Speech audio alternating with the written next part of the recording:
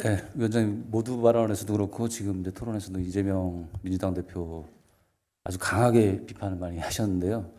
이제 작년 연말에 오셔가지고 이제 직접 만나보시기도 하셨고 어차피 4월에 총선에서 경쟁 상대이신데 경쟁 상대로서 이재명 대표 단점도 있을 테고 말씀하신 대로 장점도 함께 장단점을 말씀을 좀 해주시겠습니까? 제가 이거를 생각하는 걸 다 얘기하면 좀 너무 시니컬해질 것 같고요. 일단 정치인에 대한 평가는 국민들, 동료 시민들께서 하시는 것이니 제가 장단점을 상세히 말씀드리지는 않겠습니다만, 다만 제가 아쉬운 점은 지금의 민주당이 과거의 그 전통이 빛나는 민주당인지를 저는 오히려 묻고 싶습니다. 지금의 민주당이 과거 우리가 알던 장면, 윤보선의, 김대중의, 노무현의 민주당과 다른 이유는, 가장 큰 이유는 이재명 대표께 있다고 생각합니다.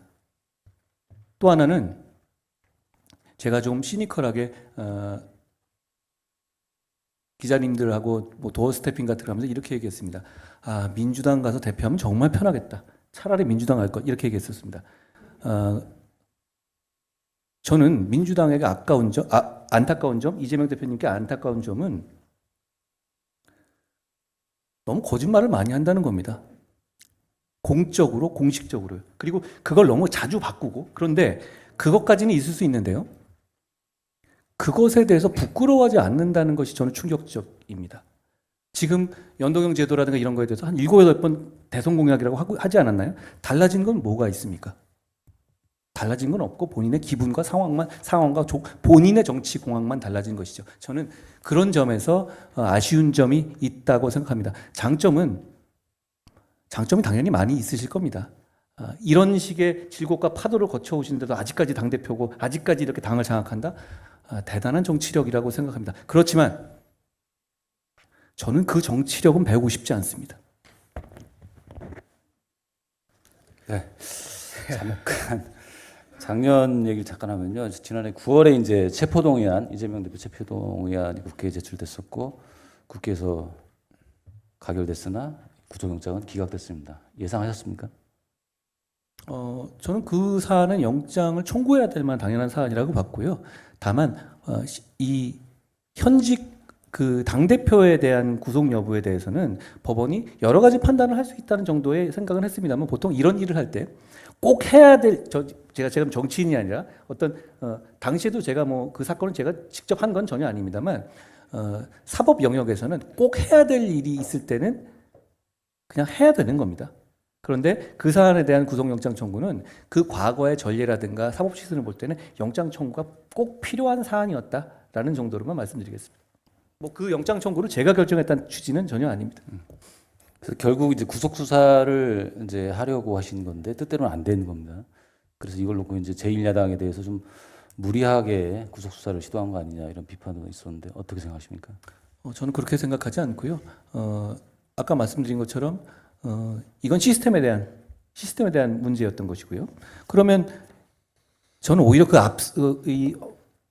국장님 말씀하신 거죠. 앞선 부분이 좀 방점이 있다고 생각합니다. 결국 민주당에서도 찬성해서 통과된 것이잖아요. 그리고 그 앞선 과정이 대단히 여러 가지 그 히스토리들이 짚어봐야 될 부분이 많다고 생각합니다. 본인 스스로가 불체포 특권 포기를 국회에서 몇 달 전에 공언했었고요. 그런데 그걸 뒤집었는 데서의 어떤 정치력으로 해결하기 위해서 단식까지 하지 않았습니까? 그럼에도 불구하고 민주당에서 찬성해서 가결이 됐습니다. 사법적인 가부의 문제는 판사 한 명의 판단에 다른 문제잖아요. 그건 대한민국의 시스템이고 그 시스템은 저는 충분히 존중합니다. 충분히 영장 청구가 돼야 되는 문제고 그걸 정치적인 책임과 결부시킬 문제는 아니었다고 생각합니다. 그리고 그 재판에 대해서 그 범죄 혐의 내용들에 대해서는 대단히 심각한 내용들이잖아요. 오히려 제가 다른 데서 말씀했다시피 이걸 과연 한 사람이 한 게 맞아라고 의심할 정도로요. 간단히 짧게 하나만 더 드릴게요. 저 다른 질문인데요. 지금 이제 예를 들면 갤럽 조사 이런 걸 보면 우리 한동훈 위원장님 직무수행 잘한다라는 답변이 한 50% 넘고 또 차기 지도자 선호도 조사에서도 이재명 대표하고 큰 차이가 없이 아주 높게 나옵니다. 근데 이제 정작 국민의힘은 아직 박스권에 있습니다. 왜 그렇다고 보십니까? 국민들이 평가해 주시는 것을 제가 평가해 주는 위치가 아니고 전 평가받는 사람인데요.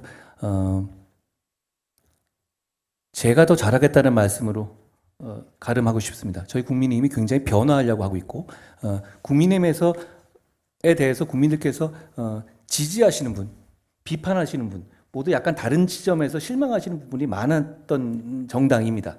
제가 지금 소속돼 있지만요. 그렇지만 제가 와서 우리 국민의힘이 원팀으로 지금 변화하려고 대단히 노력하고 있습니다. 저는 그 점을 국민들께서 머지않아 평가해 주시리라고 생각하고, 그리고 개인적인 희망으로는 국민의 그 평가가 목련이 피는 4월 10일 이전에 이루어지셨으면 좋겠습니다.